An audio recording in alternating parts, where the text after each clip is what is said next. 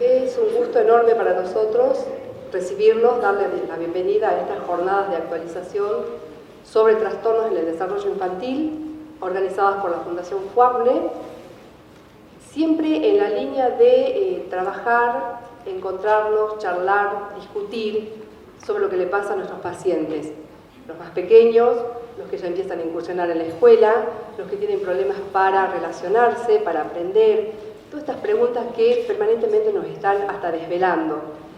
En estas jornadas tenemos el placer de contar con disertantes de primera línea, entre ellos el licenciado Jorge Hirsch. ¿Dónde está Jorge? El licenciado Jorge, bueno, la mayoría lo conoce, él es kinesiólogo de profesión de base y es doctorando en neurociencias cognitivas. Es director del Centro Cerini y especializado en neurociencias. El licenciado Juan José Ruiz, él es egresado de la UBA, está especializado en trastorno del espectro autista y también doctorando de neurociencias cognitivas.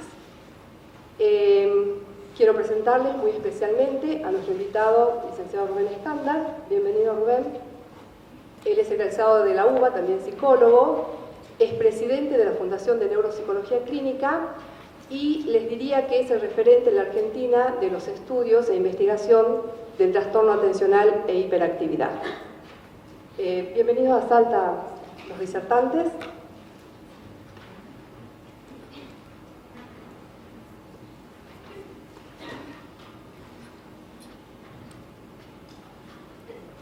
Bueno, seguidamente pedimos la presencia del licenciado Rubén Escándar acá en el escenario. Un segundito, Rubén.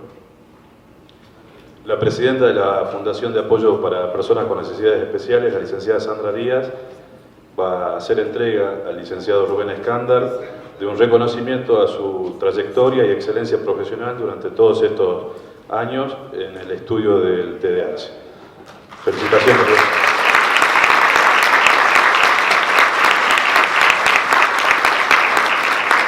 Muchas gracias.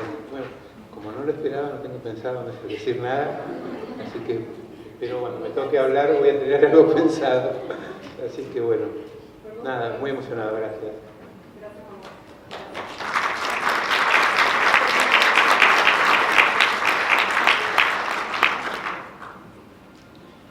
Seguidamente, en el marco de las jornadas, la Fundación FUAPNE va a suscribir en este momento un convenio con la Fundación Por un Mañana Mejor. Es una fundación que existe en Salta desde hace muchos años y que nuclea a padres de niños con TDAH y que vienen luchando durante mucho tiempo por la aprobación de una ley que regule el trastorno por déficit de atención e hiperactividad para que sea reconocido por las obras sociales. Invitamos a la presidenta de la Fundación Por un Mañana Mejor, a María Lorena Moreno, a que suba al escenario para suscribir el convenio con la licenciada Sandra Díaz.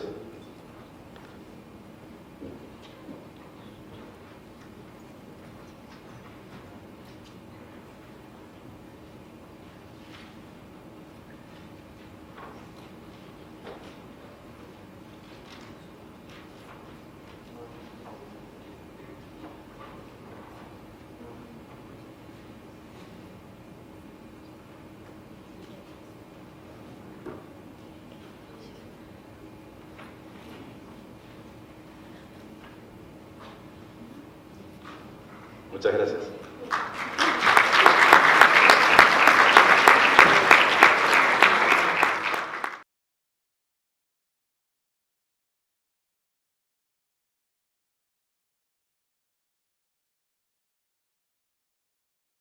Bueno, ¿cómo están? ¿Cansados ya? ¿Hay un poco de fiaquita? ¿No? Bien. Vamos a tratar que esto tenga cierta dinámica, porque el tema, a ver, les comento.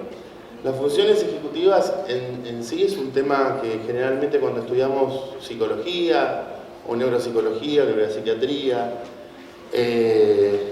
o inclusive cuando abordamos las neurociencias base, pasamos muy rápido porque es muy sencillo, ¿sí? Generalmente las definimos, decimos cuáles son y enseguida empezamos a pensar en las funciones ejecutivas, que son Digamos, en realidad se van dando en simultáneo, pero nosotros pensamos que primero deben estar afianzadas las funciones ejecutivas para después darse las cognitivas. Y cuando hablamos de ejecutivas muchas veces también confundimos con las cognitivas porque hay algunas funciones que se dan en ambas partes. La idea de trabajar este tema un poquito más en profundidad tiene que ver para que podamos primero entender el desarrollo de un niño neurotípico o normal, mal dicho, ¿sí? Por eso preferimos usar la palabra neurotípico. Porque es muy difícil a veces, o extremadamente fácil, y caer en errores a la hora de hacer un diagnóstico, de observar a un niño cuando tenemos nuestro ojo entrenado solamente en las cuestiones patológicas. Entonces decimos, no tiene esto, no tiene control de impulsos, pero no sabemos muy bien cómo en realidad es con un control de impulsos. No tiene inhibición, no planifica. Y empezamos a ver que tiene siempre un montón de dificultades cuando en realidad lo que está teniendo son quizás habilidades adquiridas en un menor nivel de desarrollo, ¿sí? O a veces de forma deficitaria porque lo hace fuera de tiempo y forma. Entonces, bueno, para que nos ubiquemos un poquito, quien arranca con que antecede este concepto es Luria, ¿sí? Que lo va a definir como funciones ejecutivas. Acá hay docentes, decían, ¿no? O gente que esté en educación. Levanten la mano. Tac, tac. Bueno, está bueno. ¿Leyeron Piaget alguna vez? Sí. Bien. ¿Vieron cuando Piaget habla de las etapas y las operaciones? Si empiezan a pensar en esto que yo les voy a explicar ahora y piensan en simultáneo en ejemplos que daba Piaget o en esto de Piaget, van a encontrar que es muy parecido, ¿sí? O sea, que no es un concepto nuevo, sino que fue reformulado, adaptado, empezó a utilizarse con una nueva semiología y esto empieza a ocurrir más o menos en el 76, ¿sí? A través de Luria, que empieza a definirlo de esta manera. Linka, que es una mujer, fue la que empezó a incorporar en el concepto esto que nosotros vamos a hablar de habilitación, pero les leo brevemente, dice: la función ejecutiva es un conjunto de habilidades cognitivas que permiten la anticipación y establecimiento de metas, el diseño de planes y programas, el inicio de las actividades y de las operaciones mentales, la autorregulación y la monitorización de las tareas, la selección precisa de los comportamientos y las conductas, la flexibilidad en el trabajo cognitivo y su organización en el tiempo y en el espacio. ¿Escucharon a Jorge? ¿Escucharon a Rubén? ¿No creen que todo lo que estuvieron hablando tenía que ver con esto? Sí, porque esto se antecede, ¿sí? Hubo un gran debate que fue saldado hace no mucho, en el 2008, que se pensaba que las funciones ejecutivas aparecían a partir de los 3 años, entre los 3 y 4 años, y se terminaban de consolidar a los 7, 8. Bueno, Barclay, que lo nombraba Raúl también, lo que plantea, muy bien, es que en realidad las funciones ejecutivas aparecen y comienzan a constituirse a partir del nacimiento del niño, ¿sí? Y ahora les voy a explicar por qué. Y efectivamente no terminan a los 7 y 8, sino que en ese momento hay como una perfección de las funciones ejecutivas y se continúa, ¿sí? En el proceso de aprendizaje de seguir siendo expertos en algunas de las funciones ejecutivas. Algunas inclusive no se adquieren hasta después de los 16, 17 años, algunas no se adquieren a lo largo de toda la vida, ¿sí? Y eso va a determinar inclusive si a veces cumplimos los requisitos de un trastorno o no. Bien. Y las dificultades que esto nos puede traer en la vida cotidiana. Entonces, si repasamos un poquito, vamos a ver las bases neuronales. En realidad, para que vean este anclaje desde la parte más neuroanatómica, siempre que hablamos de estas funciones, vamos a estar hablando de la corteza prefrontal, ¿sí? Y el lóbulo por excelencia es el lóbulo frontal. Fíjense que es aquel que siempre cuando estamos hablando de trastorno de espectro autista, hablamos de la interferencia del lóbulo frontal, ¿sí? La falta del desarrollo del lóbulo frontal. por cuestiones celulares, por un compilado de lo que se llaman las columnas celulares, por donde las células están tan próximas unas a otras que hace que la comunicación entre unas y otras sea deficitaria, ¿sí? Cuando hablamos de trastorno del lenguaje, siempre, todos los trastornos del neurodesarrollo va a estar involucrado. El lóbulo frontal, seguramente, gran parte de lo que es la corteza, y los temporoparietales tienen algún grado de involucración según la patología. Bien.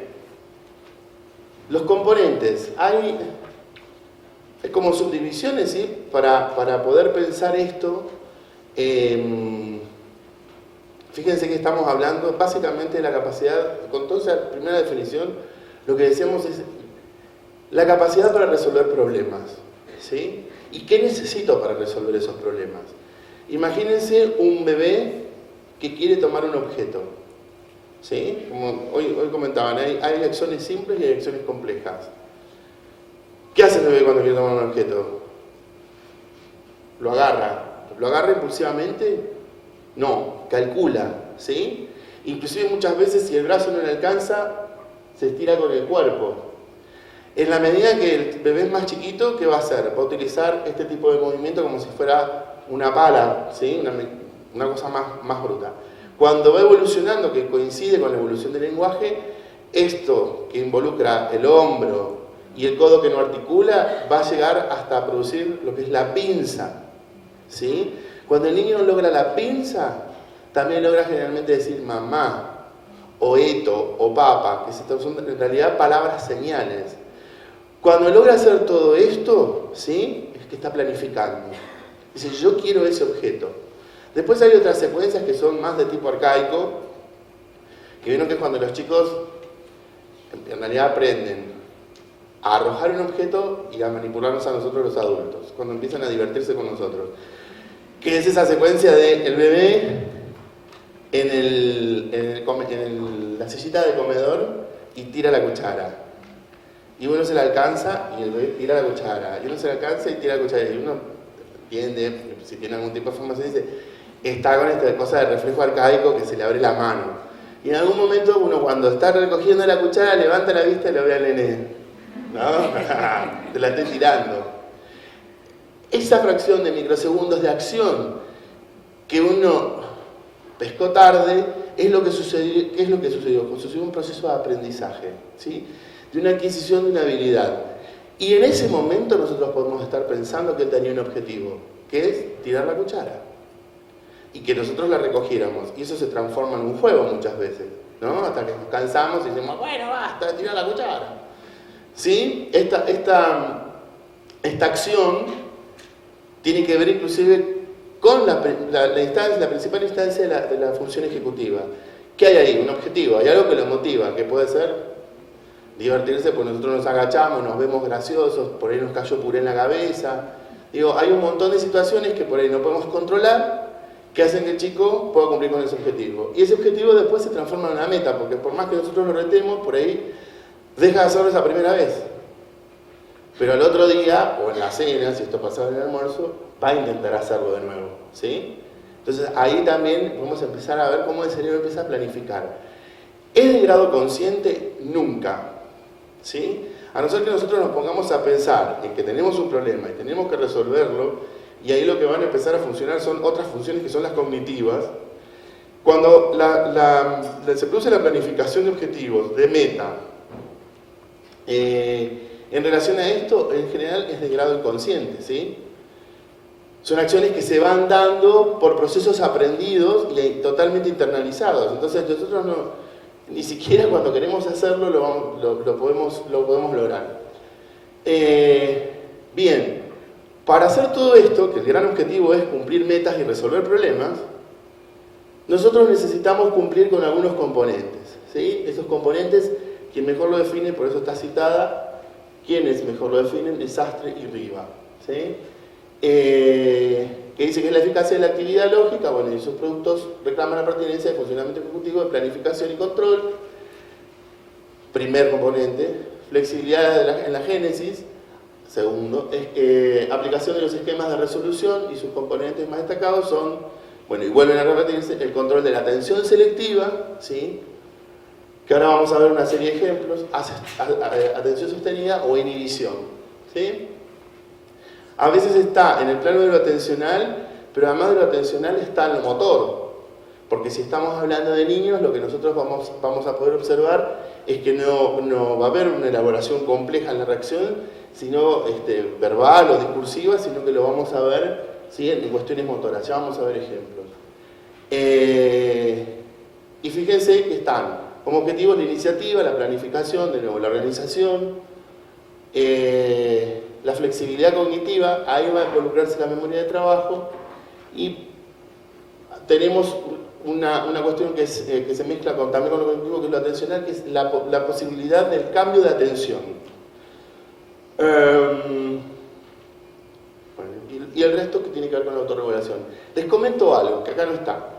Una de las particularidades que es sumamente interesante, que tiene la efectividad de las funciones ejecutivas que cuando son manejadas con eficacia, es que vamos a lograr que a lo largo de nuestra vida, cuando nosotros las vamos perfeccionando, tengamos mejor concepto de sí mismo, ¿sí? Que el chico tenga mejor concepto de sí mismo, mejore la autoestima, porque lo que mejoran son las capacidades de autorrealización.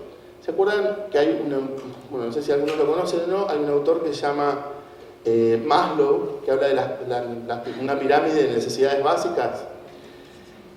La base de la pirámide son las necesidades fisiológicas. El extremo de la pirámide, ¿sí? Son las necesidades de autorrealización, es decir, aquello que nosotros creemos que queremos realizar o que tenemos que realizar para ser felices. Cuando estas funciones ejecutivas están siendo eficaces, es muy poco probable que nosotros tengamos acumulación de situaciones de frustración, ¿sí? Porque reaccionamos a tiempo, cambiamos a tiempo, redireccionamos, modificamos quizás el rumbo que habíamos planificado para cumplir un objetivo, y si no es así, lo que empezamos a acumular son experiencias de frustración, ¿sí? De fracaso. Esto que decía Jorge hoy en el trastorno no verbal, que nosotros lo vemos muy claro en los trastornos de espectro autista.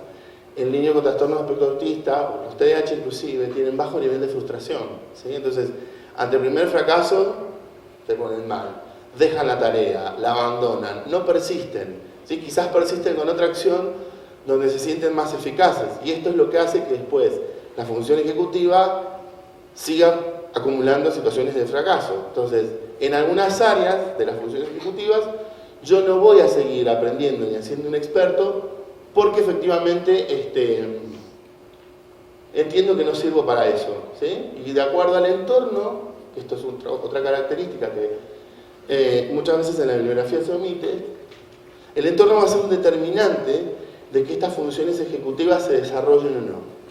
Voy a darles un ejemplo, que al final de todo lo que mostré en un video que creo que habla mucho de nuestro entorno hoy. Si yo tengo un hijo, que no lo sé porque no hice una pesquisa prematura, pero que tiene una disfunción en la capacidad de mirarme al rostro, ¿sí? Lo que decía Jorge hoy es que también es debate, en los trastornos de espectro autista se sabe que los niños miran donde el rostro no produce información. No es que no lo reconoce al rostro, el rostro lo reconoce. Lo que no reconoce es donde nosotros producimos información. ¿Dónde producimos información?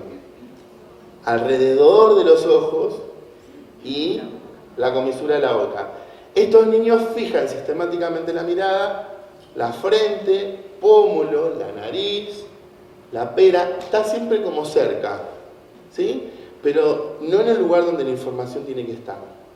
Entonces, si yo tengo una predisposición genética que no puedo, porque es una patología que tiene un gran componente biológico, y yo tengo un niño que rara vez me mira, pero que yo tampoco lo miro, ese proceso no se activa nunca. ¿Cuántas mamás ustedes ven? Nosotros preguntamos en consulta, ¿su hijo lo mira cuando le da de comer? ¿Usted mira el celular cuando le da de comer? Sí. ¿Sí? O sea, hay cosas que están ciertas y otras que duda. Duda porque en realidad no se miran. Y por ahí uno cree que no importa si uno no mira al chico, porque total le está dando la teta. Entonces estar con el chico está. Bueno, casi es tan importante darle la teta como mirarlo mientras le doy la teta. ¿Sí? Si no, este sistema no se activa. Y si no se activa y se deja estar en el tiempo, y esto tiene etapas, fechas de vencimiento, digo yo, ¿no? O sea, si no aparece hasta los 6, o sea, si uno no mira al chico hasta los 3 meses, olvídense, o sea, eso se empieza a perder y tiene que ver con un hábito y una conducta del adulto. Y es muy probable que, no les quiero mentir, pero yo he visto casos que a las 3 semanas el chico rota para ver a Topa mientras toma la teta, porque el sonido que le resulta familiar y el estímulo que es familiar a la hora de la teta son alguna programación de Disney Channel. Entonces, después, solito, va a tomar la mamadera, ¿sí? Sentado, mirando a su mejor amigo Topa o Disney, o algo de Disney Channel, ¿sí? Y cuando va al jardín, la maestra lo primero que le dice es: este chico tiene problemas de integración, ¿sí? Porque lo invitan a jugar y no va, porque le proponen un juego y lo rompe, o irrumpe con el juego, lo hace 2 o 3 veces y los chicos automáticamente lo eliminan, digamos, lo dejan en un rincón, o cuando no se hace lo que él quiere, hace un terrible berrinche. Bueno, a veces tiene que ver, muchas veces, con estas cuestiones, digamos, que se fueron educando de modo disfuncional para el funcionamiento social, y otras tienen que ver porque ya no estaba el predisponente de la función ejecutiva. Ese chico no venía con grandes condiciones para desarrollar esto de forma espontánea. Y encima tuvo un reforzamiento, digamos, por parte de sus padres o sus cuidadores. Bueno, el chico, cuando tiene la necesidad de aplicar esas funciones ya desarrolladas en funciones sociales y cognitivas en un espacio, fracasa. ¿Sí? Entonces, por ejemplo, una de las cosas que puede pasar es no inhibir. ¿Qué es inhibir? Uno tiene un impulso para realizar una acción y se frena y redirecciona. ¿Sí? Es como cuando uno está por decir una mala palabra y dice y retraemos. Bueno, eso que está muchas veces asociado a la moral, nace con esta función, este procedimiento de la función ejecutiva, que es la inhibición. Si la inhibición no está, lo que yo empiezo a encontrar son todo el tiempo pases de límites, ¿sí? Son los chicos que uno dice no, y viene, ¿sí? No pongan los dedos en el enchufe, o sea, es casi por oposición. Falta la inhibición. Justamente porque, como dicen las dos funciones principales de la inhibición, fíjense que hay algo que de la memoria de trabajo yo no puedo rescatar, ¿sí?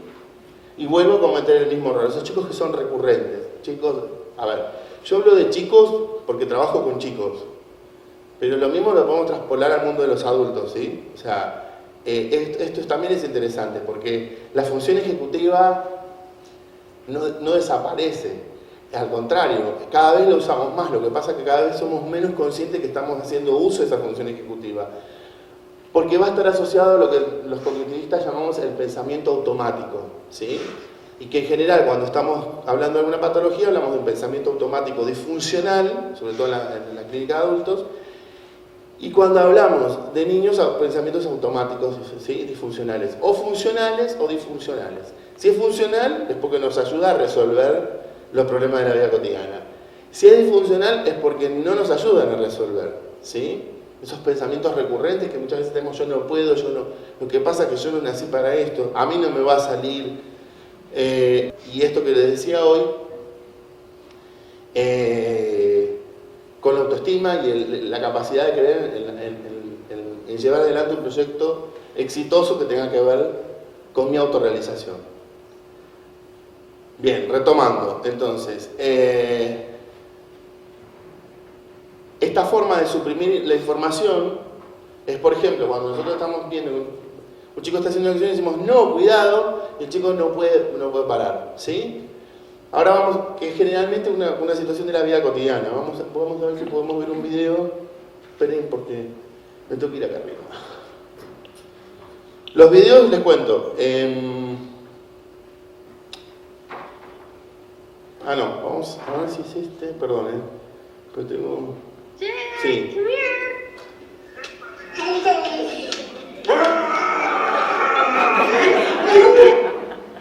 Bien. Les decía, los videos son conocidos, generalmente son memes, y lo elegí a propósito porque en general con estas cosas nos divertimos, pero cuando tenemos que usar nuestro ojo profesional tampoco nos damos cuenta. Muchas veces estamos acostumbrados a ver el chico que viene con el problema. Y lo podemos advertir si el chico tiene un problema o no, cuando en general tiene una conducta sana, ¿sí?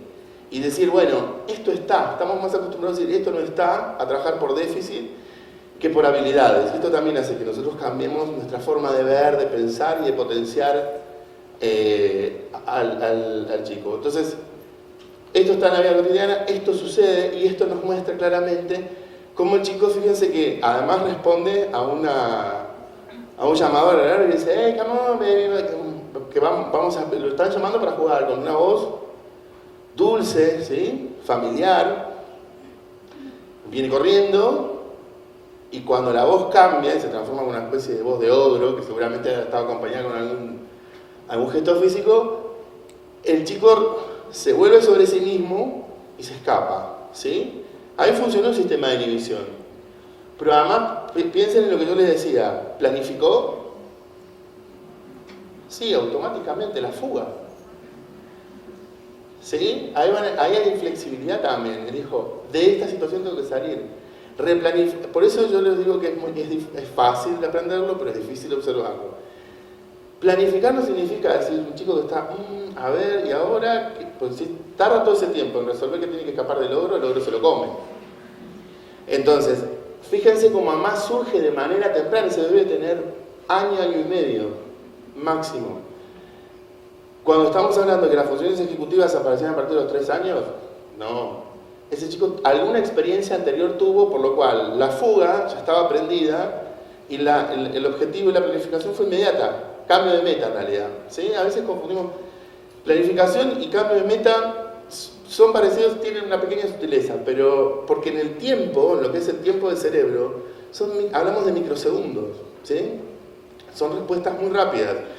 Imagínense que nosotros cuando tomamos un electroencefalograma medimos por 20 milésimas de segundo y en una secuencia de repetición con eso después determinamos un diagnóstico. O sea, lo que buscamos, la cuestión conductual por ahí tarda más y lo que pasa es que el ojo tiene otra velocidad de captación. ¿Sí? Bien. Flexibilidad. Bueno.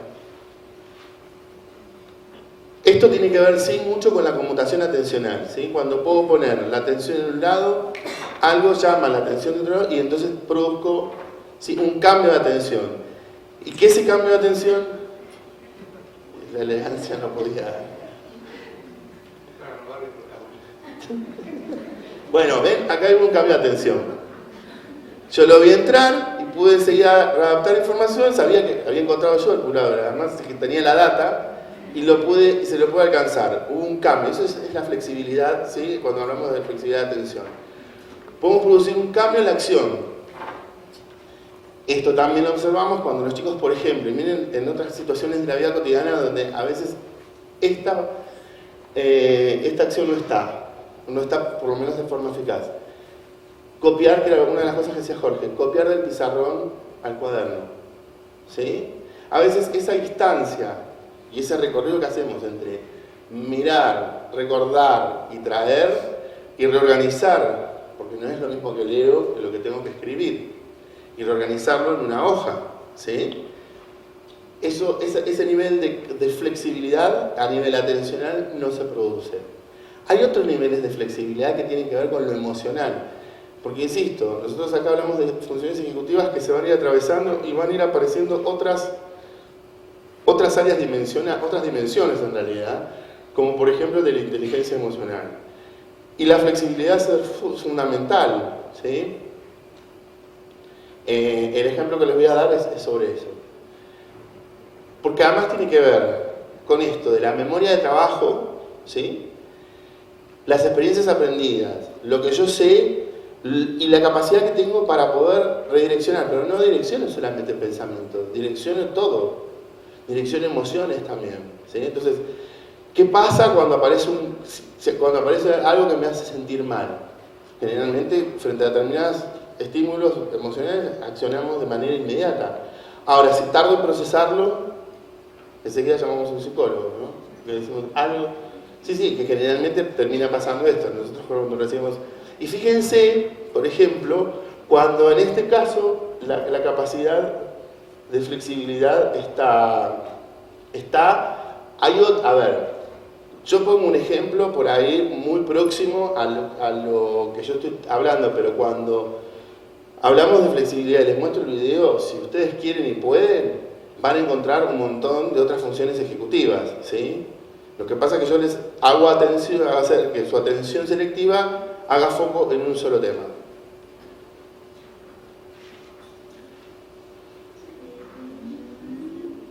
Perdón.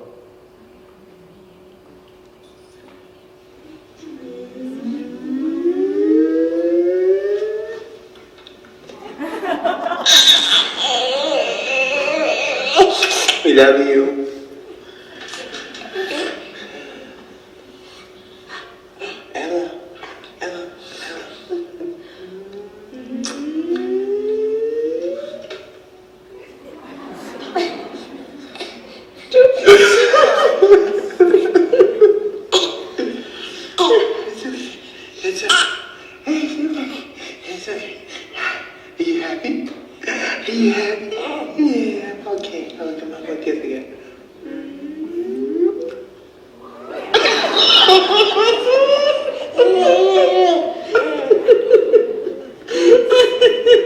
Después decían de Piaget, ¿no? Que nada más los observaba a los chicos. Nosotros también hacemos pruebas. Bueno, ¿se dan cuenta? La flexibilidad, como ella puede, de acuerdo a lo que se le está presentando, cambia su situación, pero además cambia de acuerdo al estímulo. Como es muy bebé, el papá, ¿qué hace cuando tarda en recuperarse? Le pone un contraestímulo que hace, o sea, le habla despacito, bonito, suavecito, para que ella rápidamente se recupere, porque efectivamente lo que está pasando ahí es aprendiendo, ¿sí? Y además está reforzando la acción, vuelven a repetir. Lo que pasa es que empieza a fracasar, por eso el padre sale con otro estímulo para que ella recupere más rápido, porque al principio, bueno, fue una vez, está bien. La segunda vez le costó recuperarse. La tercera vez un poco más, entonces el papá interviene, ¿sí? Esto sucede, esto sucede de edad temprana, pero sucede todo el tiempo, por ejemplo en la escuela. Cuando en vez de, con estas situaciones de falta de flexibilidad, por ejemplo, cuando cambiamos de materia, porque dependiendo del grado y el nivel del chico, de déficit que tenga en este área, vamos a encontrar que va a tener mayor nivel de dificultades en la producción o no. Y entonces también los estímulos y los estímulos que utilicemos para modificar esa atención o para poner más atención, ¿sí? Van a tener que ser muy estudiados. Esto lo hablaban ayer en el taller que hubo la tarde, cuando se hablaban de las recompensas, ¿no? Lo hablaba Rubén, decía, bueno, si yo lo voy a premiar con 100 pesos a la semana, es muy poco probable que también eso suceda. Y si le doy un premio que cada vez es mayor, entonces, si metes una materia te regalo una bici, después que le regalo la moto, después el auto, después ya no tenemos nada que regalarle.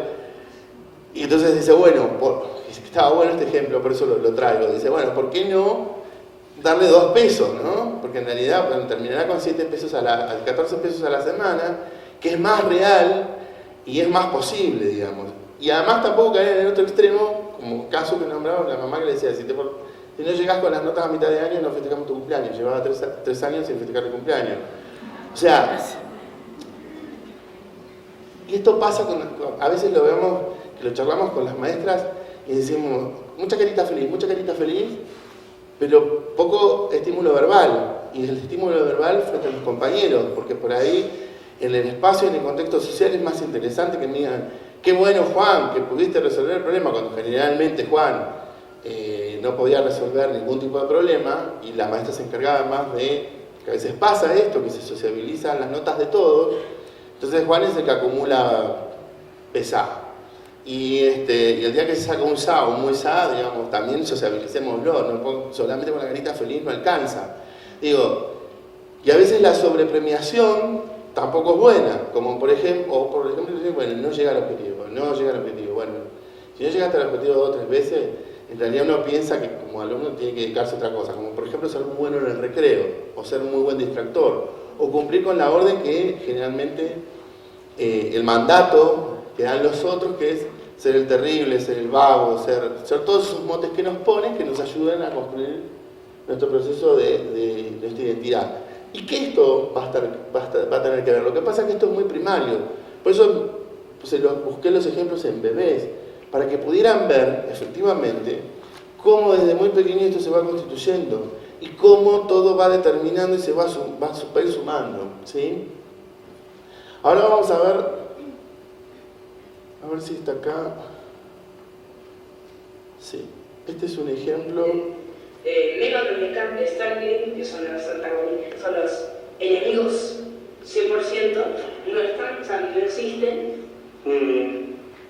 A menos lo mencionan de vez en cuando, por lo menos, como así, como.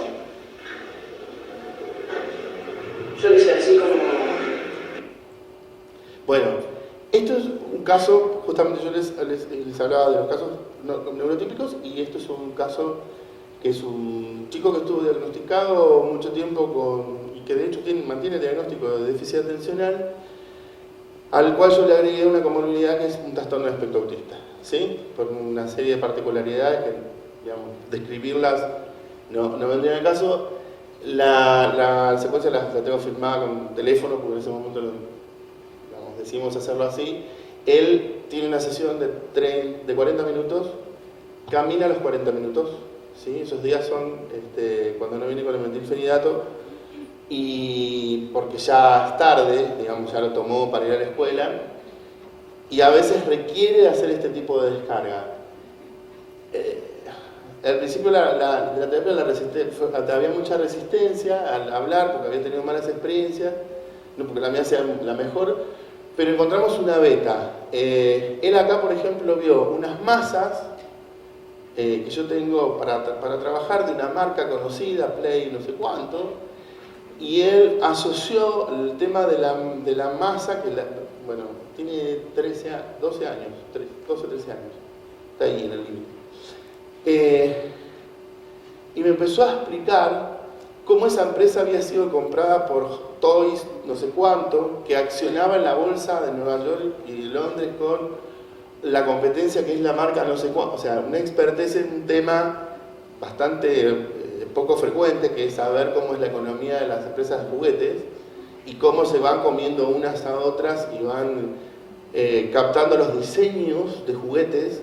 Y después de esto, él corta en un momento y me dice, bueno, ¿no? Además caminando, y ahora voy a hablar de las empresas que hacen juegos digitales. Y dije, wow, ¿sabes qué? Terminamos acá porque a mí no me daba ya porque además por ahí voy tratando de meter una pregunta, pero ¿qué pasa? No puede inhibir y no es flexible porque no acepta preguntas. Si se escucha algo de la pregunta, amolda y sigue con su discurso, ¿sí?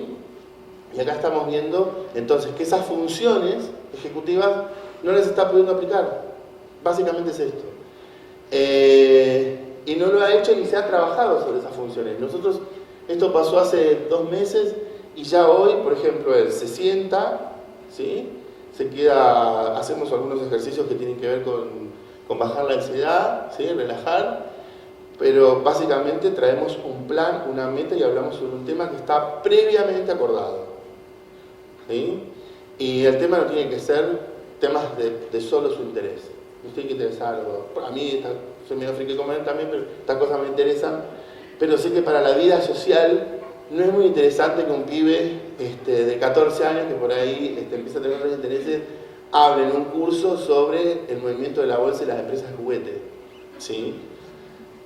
Y esas son cosas donde nosotros vamos interviniendo y que tienen que ver justamente con que en esto, por ejemplo, si nosotros logramos modificar la autorregulación, la inhibición de tener que hablar de estos temas, hacer una evaluación del lugar en el que está, nos va a permitir que tenga mayores situaciones de éxito cuando intente vincularse con otros, cosa que no tiene hasta el momento, porque además también pasan muchas horas frente a la computadora, solo se anima a relacionarse a través de los juegos en red, pero vamos a tener mayores posibilidades. Lo que sí no vamos a hacer es que esto esté asimilado de la misma manera que con un niño neurotípico, ¿sí? Esto lo va a aprender y va a funcionar como una fórmula. Yo ahora tengo que actuar de tal manera, ahora tengo que hacer tal cosa, ahora lo voy a hacer de tal otra, ¿sí? El problema es cuando algunas variables que muchas veces no tenemos en cuenta en los procesos terapéuticos cambian, solemos cometer errores. Yo siempre cuento una historia de uno que le enseñé a contar chistes, un chiste amigable en una situación de una reunión, donde viera gente que es una reunión, primero que trae y saludar a cada uno, y segundo que hiciera un comentario chistoso. Entonces él se encontró un chiste. Y nada, vuelve al tiempo de la sesión y me dice que yo era un tarado, que le enseñaba pavadas, y yo no sé qué hice. Y me dice, no, me dice, tuvimos una reunión familiar, que se llama como lo cuenta, entré, saludé a todos con un chiste y mi mamá me pegó una cachetada y me echó. ¿Y en qué reunión? Dice, en el velorio de la tía. Claro, el tipo aprendió la secuencia y yo omití decirle, bueno, fíjate que hay determinadas situaciones, bueno, en esto es, la literalidad de él es muy rígida y muy inflexible. Esto pasa inclusive cuando nosotros, el chico, a ver, otra cosa, el chico aprende algo en el aula, que nosotros se lo enseñamos, y él lo aprendió de una manera, y olvídense que se lo podemos enseñar de otra. Pasa mucho con los papás, cuando se ponen a hacer matemática con los hijos, que ahora hay unas nuevas formas, y dicen, no, deja, no me expliques nada, porque ya la señorita me lo enseñó de una manera y vos no sabés nada, ¿no? Esta cosa de no poder permitirse pensar de otro modo. A veces esto cambia con el tiempo, pero en los casos patológicos uno ve que la persistencia es mayor. Bien.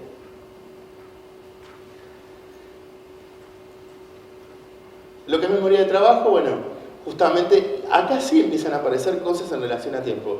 ¿Cuánta memoria de trabajo puede tener un niño de 1 año? Poca.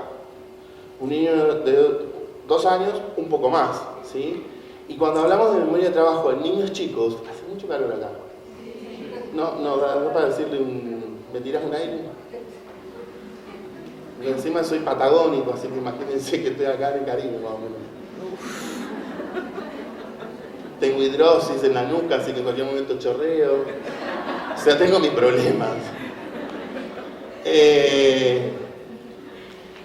Imagínense la memoria de trabajo de un niño de 2, o sea, son algunas cuestiones, digamos, como muy básicas que tienen que ver con el uso de por ahí una herramienta para comer, ¿sí?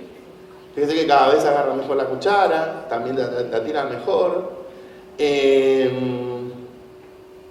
otra cosa? A ver, ¿alguien que se le ocurra una? Entre los 2 y los 3. Hagan en los patones esos que van, ¿sí? Ya se suben, saben trepar, sentarse, montar. Saben escaparse de algunos lugares, saben entrar a otros, ¿sí? Empiezan a acumular experiencia. Cuando nosotros podemos evaluarlo de alguna manera con conocimientos previos, a los 7 años ya tenemos un montón de experiencia de trabajo. Y esa experiencia no se crean que va a ir modificándose mucho a lo largo de la vida. Sí se van a incorporar nuevas experiencias que por ahí vamos a utilizar. Por ahí, fíjense que a veces, y digo por ahí, porque se supone que estas cosas las usamos en la vida. ¿Y cuántas veces cometemos el mismo error? Por ejemplo, nos metemos de novio con la misma tipo de personalidad con la que sufrimos las 30 veces anteriores. Y decimos, yo no sé por qué me tocan todos a mí, porque la elegís. ¿Sí? O sea, te equivocás porque la elegís. Justamente no registrar ese nivel de experiencia, y ahí es donde el pensamiento automático disfuncional está trabajando. Sobre otras experiencias que no tienen que ver con lo emocional y que tienen que ver con procesos de planificación. Bueno, la escuela es un gran laboratorio, ¿sí? Donde nosotros aprendemos a organizarnos en tiempo y espacio, ¿sí? A organizar la tarea, y es acá cuando empezamos a detectar el problema, porque a veces no está. También lo podemos empezar a detectar tempranamente cuando tenemos algunas acciones para hacer. por ejemplo, en algunos juegos. Yo ahora les voy a mostrar un trabajo sobre memoria de trabajo relacionado a juegos, que en realidad esto es muy común. Bueno, la memoria de trabajo es un elemento fundamental para poder hacer la organización, la planificación y la categorización. Es decirle, darle entidades a todas las cosas que tenemos que hacer, ¿sí? No es lo mismo, a ver, como en esta pirámide de Maslow, no es lo mismo cubrir las necesidades fisiológicas antes que otras que sociales. O sea, yo si tengo hambre, ¿sí?, y tengo sed, no puedo pensar en visitar a mi amigo y salir a mirar, no sé, un shopping, o sea, o ir al cine. Necesito comer primero, ¿sí? Ojo, que muchas veces las personas tienen tantos cambios y trastornos en esto de las necesidades básicas, que son trastornos neurológicos severos, que hace que, por ejemplo, nunca sienta dolor, nunca sienta hambre, nunca sienta sed. Y son casos muy raros, son patologías muy raras, pero hace que después tengan otra serie de dificultades, ¿sí? Pero bueno, eso es como un extremo. En general, nosotros lo que vamos haciendo es cubriendo el sistema piramidal. Entonces, vamos a trabajar sobre eso, y eso, por ejemplo, es un sistema de categorización. Por ejemplo, problemas con la categorización. Cuando nosotros le decimos al chico, bueno, cuando llegas a casa, tenés que hacer la tarea, y después salís a jugar.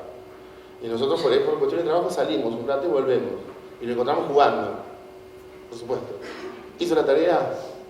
No, generalmente, ¿no? Porque en su nivel, en su estatuto de categorías de cosas importantes para hacer, primero está jugar, ¿sí?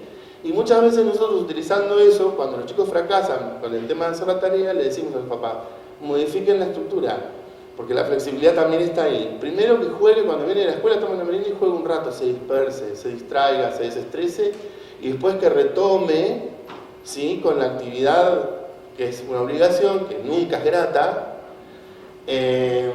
Sí, porque la verdad que si alguno disfrutaba a los 8 años de tener que hacer un trabajo de historia o resolver problemas de matemáticas que te dejaban 25 para el otro día o algo así, bueno, ese era raro, ¿no? Bien, entonces esto muchas veces hace que el sistema de organización se modifique, que exista un nivel de organización, que sea flexible, que pueda estar planificada, pero que además esté dentro de las categorías del niño sin afectar las categorías de lo social, ¿sí?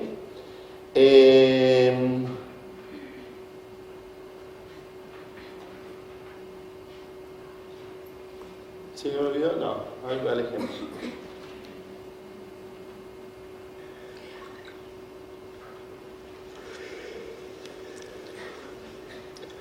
Fíjense, planificación, organización. Acá categorización en relativo. Y memoria de trabajo a pleno. Atención, fíjense también cómo aparecen distractores, va y viene, ¿sí? Eso es efectivo. Hay mucho ruido, o sea que él está pudiendo hacer una selección atencional.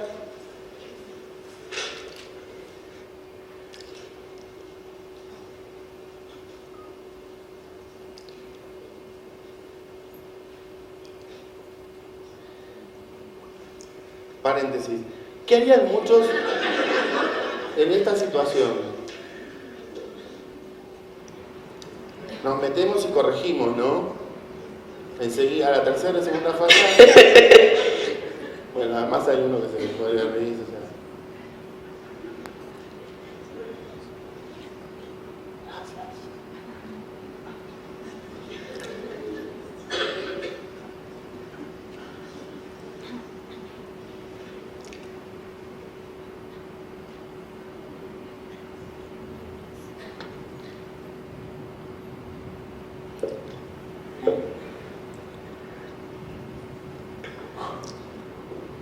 Es persistente igual.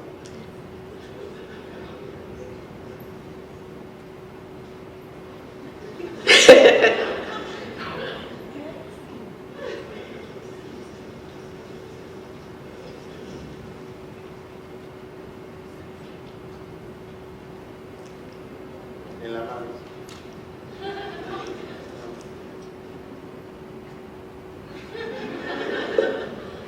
Esto es preparación.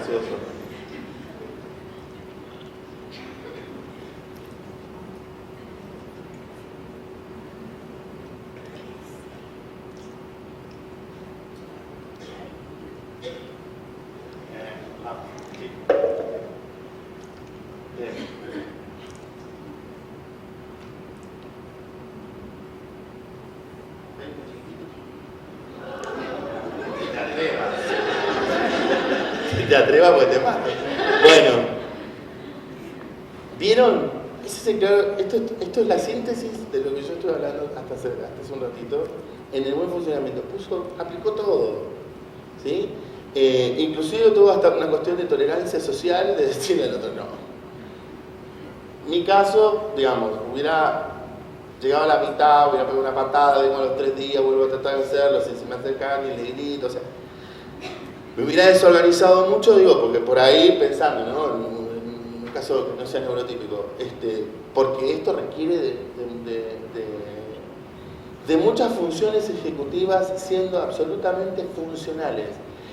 A partir de acá, yo les puedo decir que también podemos ver todas las funciones cognitivas que están puestas en acción, que son las que generalmente nosotros en la clínica o en la vida cotidiana vamos a estar observando y prestándole más atención, ¿sí? Una cuestión de obvio, el chico da más atención, no puso el lenguaje. Y el lenguaje, que es un pequeño detalle que me lo pasé. El lenguaje es una función ejecutiva y una función cognitiva, ¿sí? Es recurso es de ambas. Bien, ahora les voy a mostrar una niña con trastorno de espectro autista, 5 años. Ella hace un año, más de un año, 2 años casi que está en consultorio. Ha avanzado muchísimo esta nena. Piensen que solamente miraba para arriba, nunca miraba a nadie. Aleteaba y chirriaba, con suerte. Si no, no había sonido, no producía sonido, ¿sí? Este juego lo conoce, que yo le voy a mostrar, lo conoció 3-4 veces hasta que, bueno, este día filmamos.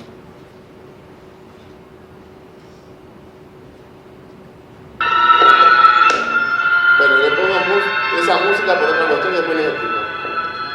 Al revés, gira, mirá, gira, calza, eso.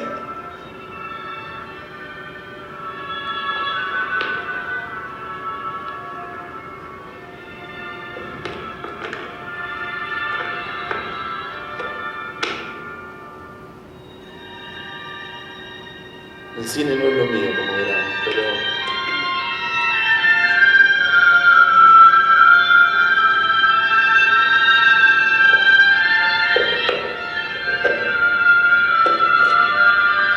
Muy bien. ¿Y acá? ¿Qué pasa con esto? No.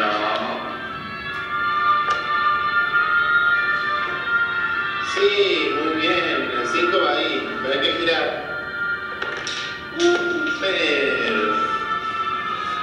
Falta de inhibición, ¡paf! Que se da. ¿Cómo hacemos? Un segundo.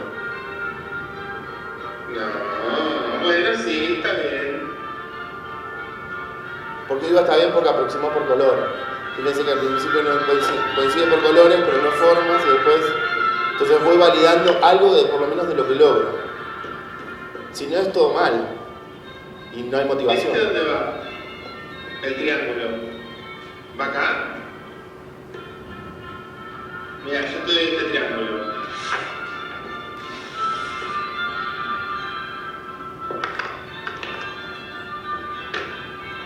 Mira. Vale. Fíjense que no mira frontalmente. Se lo saco y miren lo que pasa ahora. Se va al barco.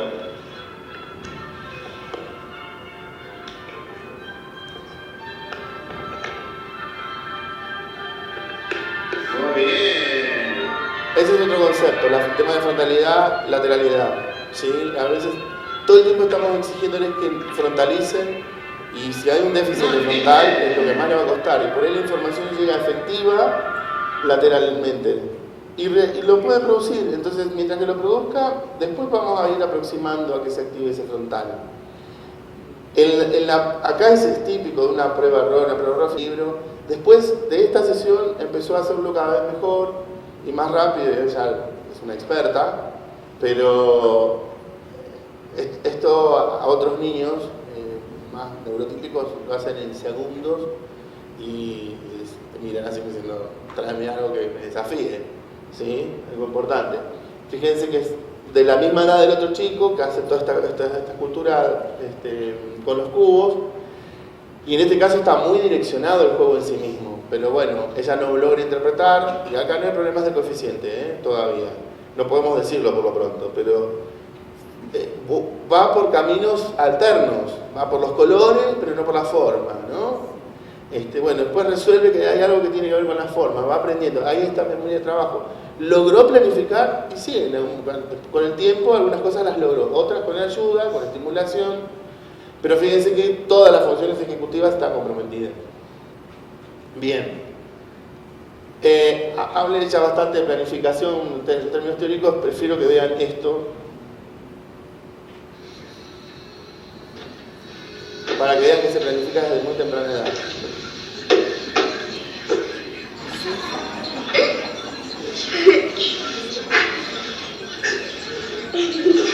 Acá hay meta y planificación y objetivo claro.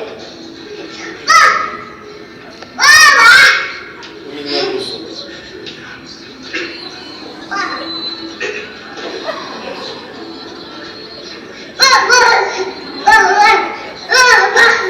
Bueno, ¿saben por qué hizo eso? Para no caer al piso. Era salir de la cuna y no caer al piso. Obviamente, esto no era la primera vez que lo hacía, por eso hay un papá filmándolo orgulloso de la inteligencia de su hijo.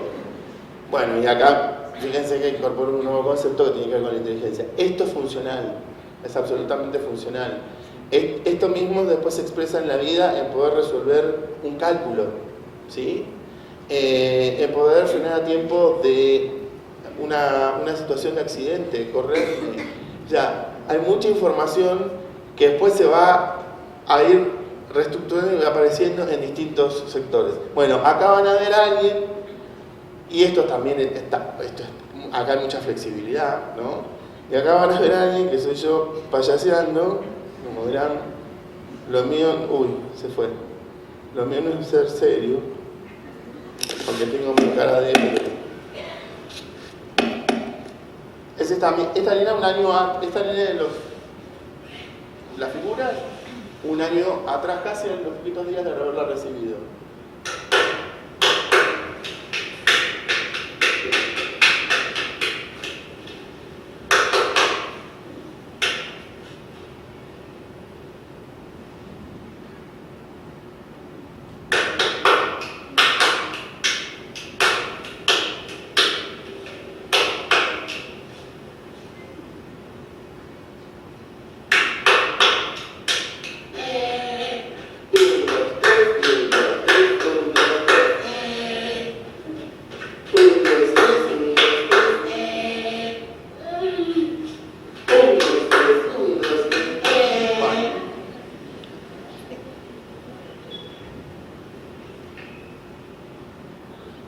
Fíjense que chequea el gorro a ver si le pasa algo que se cae.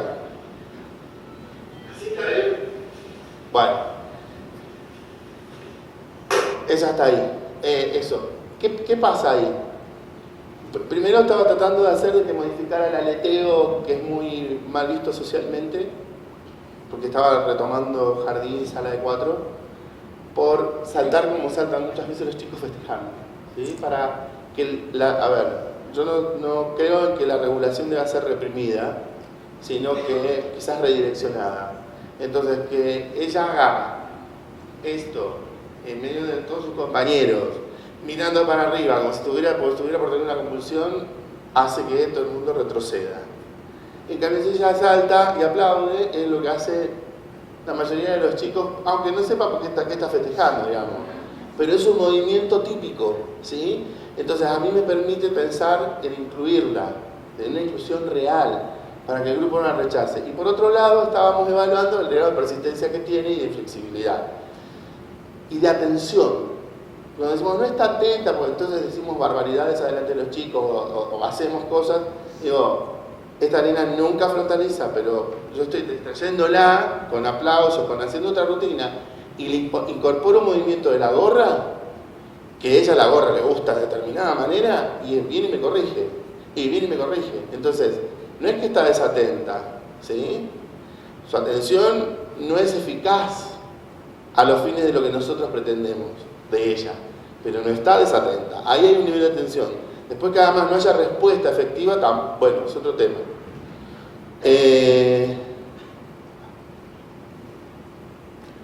Bueno, y esto tiene que ver con un sistema de autorregulación y autocontrol. En los primeros lo que vamos a hacer todo el tiempo, yo tengo un hijado que la hermana es igual, debe haber una cuestión genética, pero creo que la madre también dice que tenía estas cosas. Ellos cada vez que son chiquitos, son los dos hijados míos, conviviendo casi mucho tiempo con ellos, inclusive algunos lo vine a hacer. Cada vez que estaban en el proceso de empezar a caminar, cuando se caían y uno los iba a asistir, chillaban, así como diciendo, no me toques. Ahora vos los dejabas y se quedaban, no lloraban, ¿no? Pero se quedaban observando la situación. Entonces yo, observando eso, digo, lo que están haciendo es evaluando, calculando el error, viendo dónde se equivocaron. Porque además siempre era la misma secuencia hasta que dejan de hacerlo, ¿no? O sea, y después por supuesto uno lo ve en la vida adulta. Por ejemplo, bueno, la nena aprendió a escribir sola para los 4 años, con esta cosa muy autoexigida, ¿no? De no cometer errores.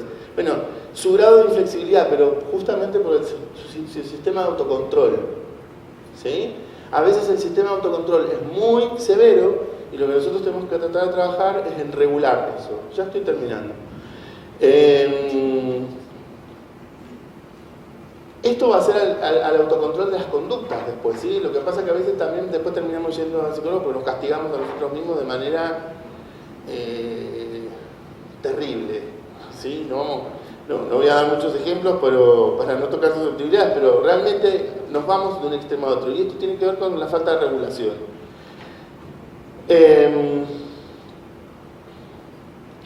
Una cuestión deficitaria es esto que también, a ver, por extremo, pasamos a no permitir la autoevaluación y la autorregulación, o sea, no tenemos registro, ¿sí?, de lo que hacemos ni cómo lo hacemos. Entonces, son esos chicos que persisten sistemáticamente, por ejemplo, en accidentes cotidianos o persisten en errores, por ejemplo, en la escuela, en lo que es escritura, ¿sí?, o en las omisiones, porque en realidad cuando uno les llama la atención no tienen registro, no importa, no hay valoración de esto, ¿sí? No aceptan, ¿sí?, el control y monitoreo externo. Bueno, a ver. ¿Qué pasó acá? Listen to me. Like I do this all the time, and if I go on at the house with the door, Matthew has his toys, and then Matthew has all his toys. Okay, but I have to yell at you guys. Linda, listen. Okay, what? Everything they do at this house, you can't trust everything at Grandma's house. Okay. Okay, then what? Then you're not listening to me. Then you're not listening to me. I asked you not to do something. Linda, but listen to me. Look at, if you do something, if you get that thing off, you're gonna break it. Okay, but I'm letting you know that you cannot.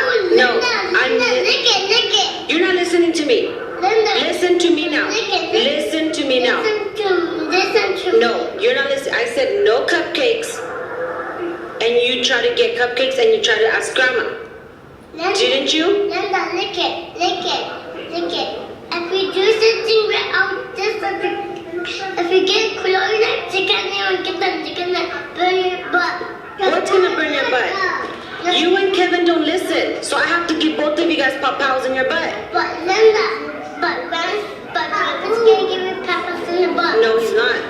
I have to. You don't want me to hit Kevin, or you don't want me to spank you? No. Why?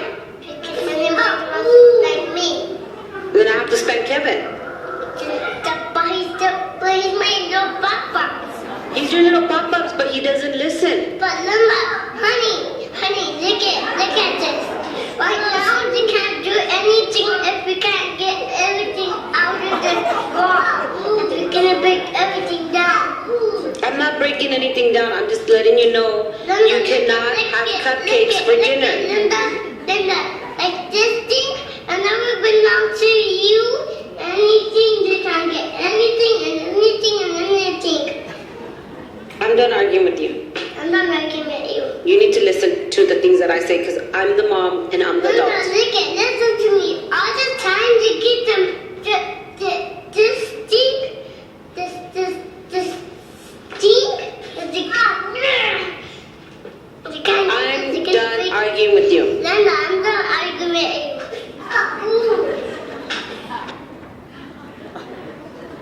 Fíjense, acá, ¿por qué lo traigo? Por el tema, justamente, el tema del voto-control. Van a ver ahora cómo va a ir creciendo el tema de los videos.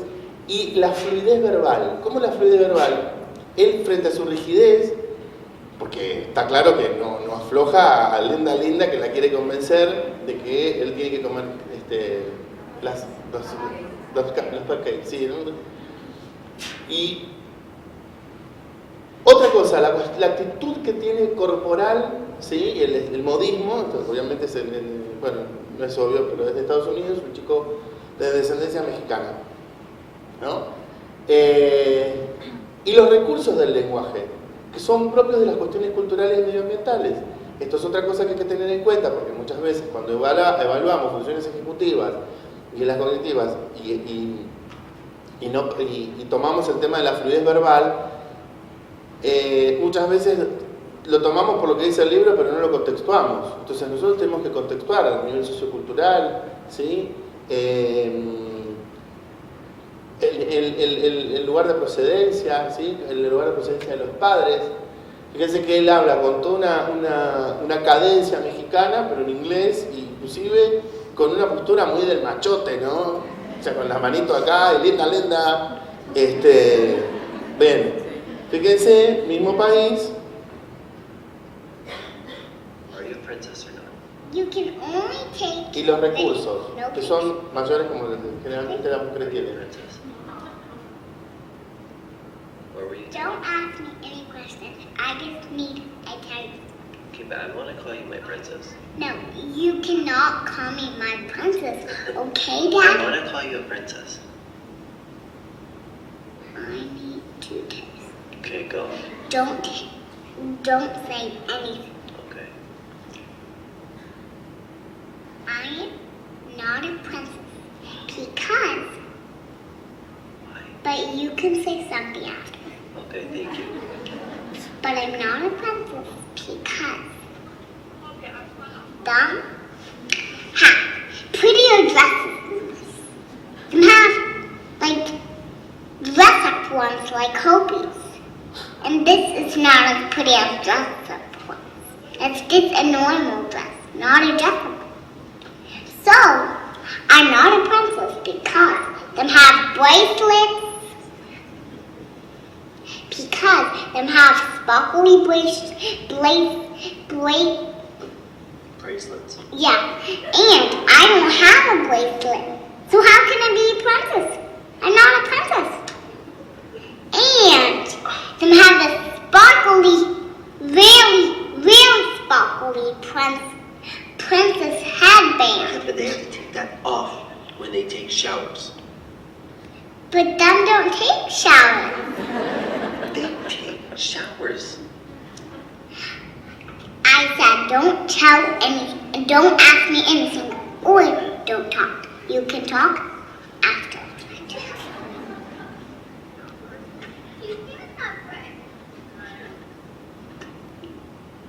And Okay, it's my turn to talk. You are a princess. You have a sparkling around your neck. And they get... it's These still princesses mine. get dirty too. I need it. Okay, go. No, them don't get dirty. Them don't take showers. And them don't go in sand or don't.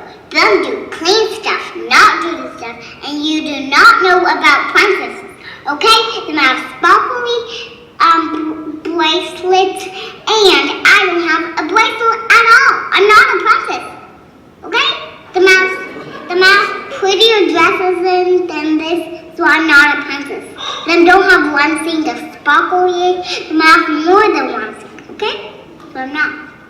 Real? Yeah, so I'm not a princess. Okay. But you can call I'm me. gonna make you my princess. Not like a princess over like a bunch of people, but just my princess, because I'm a king. No, you're not. You're a dad, but I need you.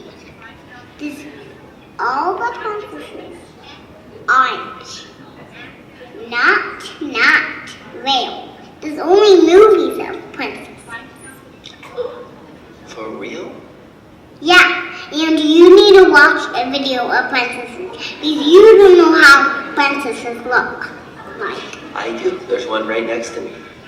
Oh, no, I'm not a princess. But you can call me.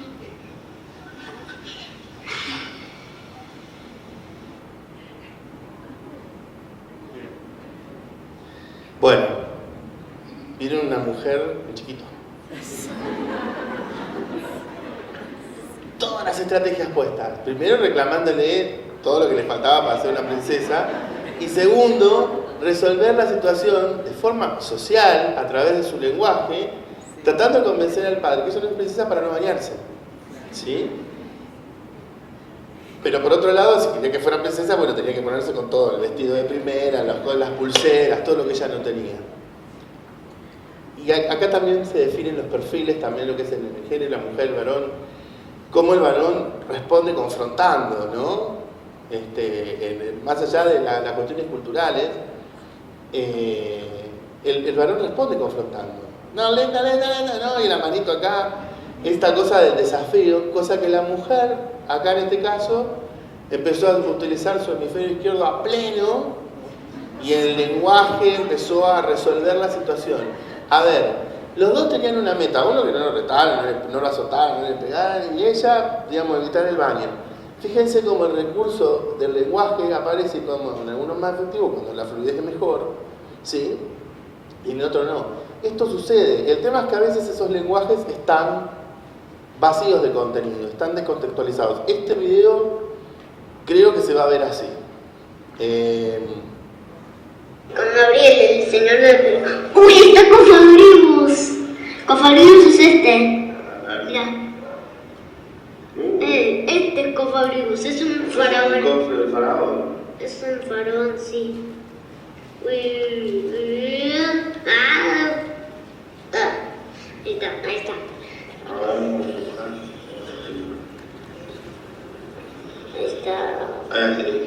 ¿Y hace mucho que lo tenés en tu casa este juego, este videojuego? Este juego es... parece que sí. ¿Y hace mucho lo estás jugando? No. Sí. Ah. ¿Y por qué no me habías contado nada antes? No estabas tan entusiasmada. Es de una cosita acá sobre el detalle tenía que hacer la otra. del que observa.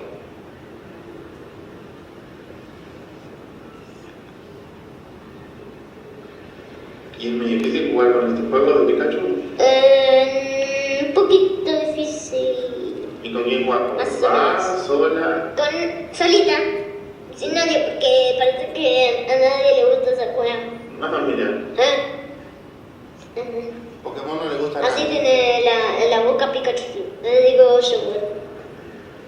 Así lo tenía ¿Cómo está? yo. ¿Cómo está eso? ¿Está triste o está contento? Esa es la carita que tiene. ¿Pero es una carita de triste o de contento? Contento. ¿Esa es una carita de contento? Sí. ¿Me Esta parece que no. Esta parece enojada. Bueno. Esta vez. Ya. Porque no tenemos más tiempo. Pero ven cómo está la fluidez, o sea, no hay demasiadas dificultades en el recurso de la fluidez.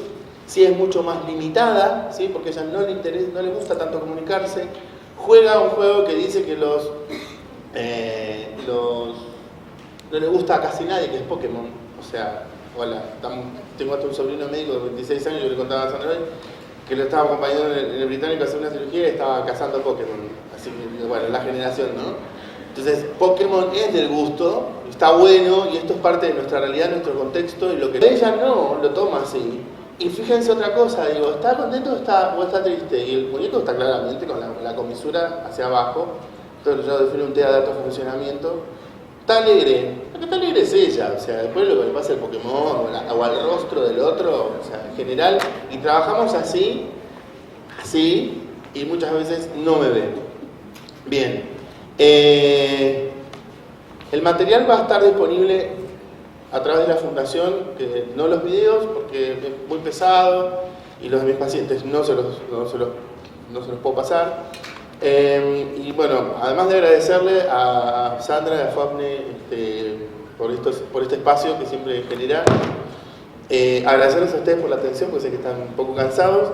Y lo único, sé que van a volver, pero les voy a dejar un video para que por ahí lo puedan disfrutar y pensar, ¿sí? Que es un video musical. Bueno, si sale, no sale. Parece que no sale. A ver, o sí. No, lo tengo en otro lado, creo. Esperen un segundito y ya. Esto.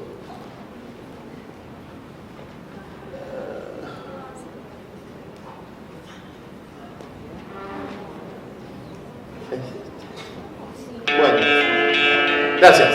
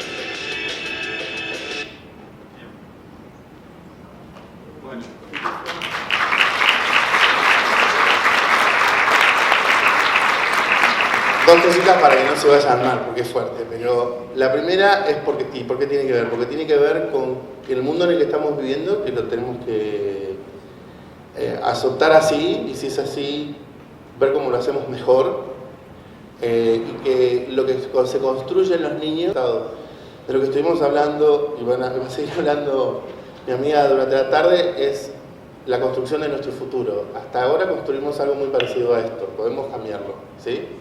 Y eso seguramente es algo que todos, si están acá es porque eso está vibrando en la sangre, ¿sí? Así que bueno, gracias. Ahora sí, gracias.